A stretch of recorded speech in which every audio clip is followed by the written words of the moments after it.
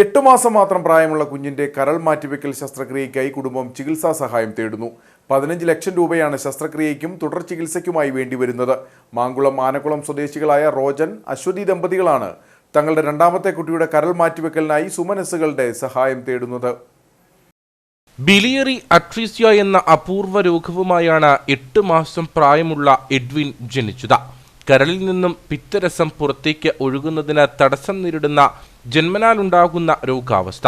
പിത്തരസം ഒഴുകുന്ന നാളിയിലെ തടസ്സം ശസ്ത്രക്രിയയിലൂടെ മാറ്റിയെങ്കിലും ഇതിനോടകം കരളിൽ അടിഞ്ഞ പിത്തരസം വില്ലനായി.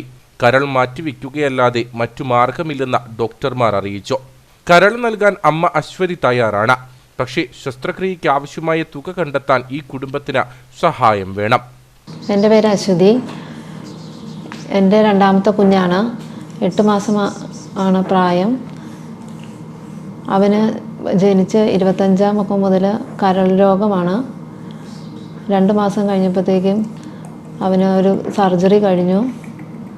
ഇപ്പോൾ ഡോക്ടേഴ്സ് പറയുന്നത് അവൻ്റെ കരൾ മാറ്റി വയ്ക്കണമെന്നാണ്. എൻ്റെ കരളാണ് അവന് മാച്ചായിട്ടുണ്ട്. ഞങ്ങൾ സാമ്പത്തികപരമായി പിന്നോക്കം നിൽക്കുന്ന കുടുംബമാണ്. ഇതുവരെ 8 മാസമായിട്ടും ആശുപത്രിയിലൂടെ ഓടി നടന്ന് കടവും വില പുറത്താണ് ഓരോ കാര്യങ്ങൾ ഓടിച്ചുകൊണ്ടിരിക്കുന്നത്. ഭർത്താവിന് കൂലിപ്പണിയാണ്. അതിൽ നിന്ന് കിട്ടുന്ന വരുമാനം കൊണ്ടാണ് ഞങ്ങൾ കൊച്ചിനെ നോക്കിക്കൊണ്ടിരിക്കുന്നത്. കുഞ്ഞിന് ഓരോ ദിവസം കൂടുന്തോറും ഓരോ അസുഖങ്ങൾ വരികയാണ്.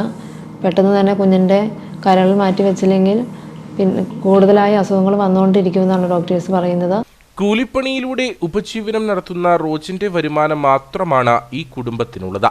ഭാര്യയും 2 മക്കളും മാതാപിതാക്കളും അടങ്ങുന്നതാണ് റോജന്റെ കുടുംബം.